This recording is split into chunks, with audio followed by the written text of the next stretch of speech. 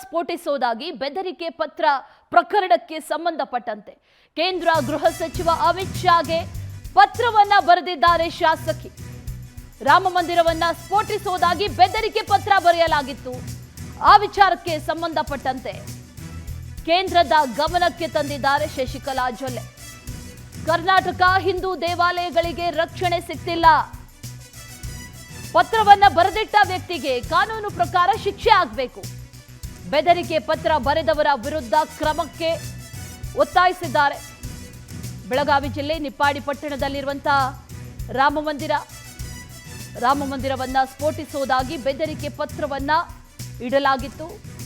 ಆ ವಿಚಾರಕ್ಕೆ ಸಂಬಂಧಪಟ್ಟಂತೆ ಗೃಹ ಸಚಿವ ಅಮಿತ್ ಶಾ ಅವರಿಗೆ ಪತ್ರವನ್ನ ಬರೆದಿದ್ದಾರೆ ಶಶಿಕಲಾ ಜೊಲ್ಲೆ. ಕೇಂದ್ರದ ಗಮನಕ್ಕೆ ತಂದಿದ್ದಾರೆ. ಕರ್ನಾಟಕದಲ್ಲಿ ಹಿಂದೂ ದೇವಾಲಯಗಳಿಗೆ ರಕ್ಷಣೆ ಸಿಗ್ತಾ ಇಲ್ಲ.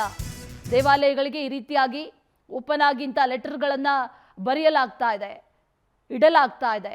ಅನಾಮಧೇಯ ವ್ಯಕ್ತಿಗಳು ಈ ರೀತಿಯಾದಂಥ ಕೃತ್ಯಗಳನ್ನ ಮಾಡ್ತಾ ಇದ್ದಾರೆ. ಹಾಗಾಗಿ ಸೂಕ್ತ ಭದ್ರತೆಯನ್ನ ನೀಡಬೇಕು, ಒಂದು ಕಡೆ ಮತ್ತೊಂದು ಕಡೆ ಕ್ರಮ ಆಗಬೇಕು ಅನ್ನುವಂಥ ಒತ್ತಾಯವನ್ನ ಮಾಡಿದ್ದಾರೆ.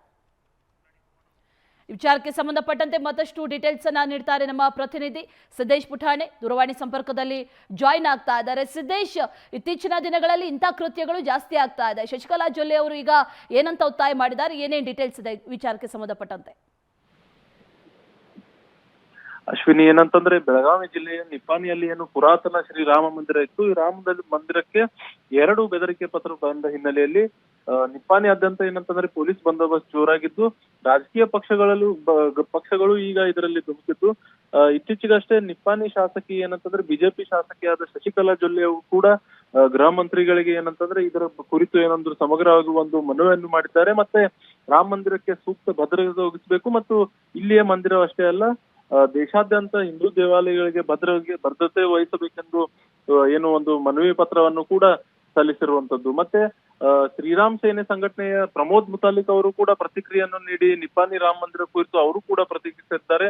ಈ ರೀತಿ ಯಾರೇ ಮಾಡಿದ್ರು ಅವರಿಗೆ ತಕ್ಷಣ ಬಂಧಿಸಬೇಕು, ಮತ್ತೆ ಹಿಂದೂ ಸಂಘಟನೆಗಳು ಎಲ್ಲ ರಾಮ ಮಂದಿರಗಳನ್ನು ಸಂರಕ್ಷಣೆ ಮಾಡಲು ಸಜ್ಜಾಗಬೇಕು ಎನ್ನುವ ಒಂದು ವಿಡಿಯೋವನ್ನು ಮಾಡಿ ಅವರು ಕೂಡ ಪ್ರತಿಕ್ರಿಯೆ ನೀಡಿರುವಂತದ್ದು. ಒಟ್ಟಾರೆಯಾಗಿ ರೈಟ್ ವಿಂಗಿನ ಏನು ಲೀಡರ್ಶಿಪ್ ಇರಬಹುದು, ಮತ್ತೆ ರಾಜಕೀಯ ಪಕ್ಷಗಳಿರ್ಬಹುದು, ಎಲ್ಲರೂ ಕೂಡ ಏನಂತಂದ್ರೆ ಈ ವಿಷಯದ ಕುರಿತಾಗಿ ತಮ್ಮ ಹೇಳಿಕೆಗಳನ್ನು ನೀಡುತ್ತಾ ಒಂದು ಏನಂತಂದ್ರೆ ತಮ್ಮ ನಿಲುವುಗಳನ್ನು ಸ್ಪಷ್ಟಪಡಿಸುತ್ತಾ ರಾಜ್ಯ ಸರ್ಕಾರದ ವಿರುದ್ಧ ಸಾಕಷ್ಟು ಟೀಕೆಗಳನ್ನು ಜೋರಾಗಿಸಿಕೊಂಡಿವೆ. ಅಶ್ವಿನಿ.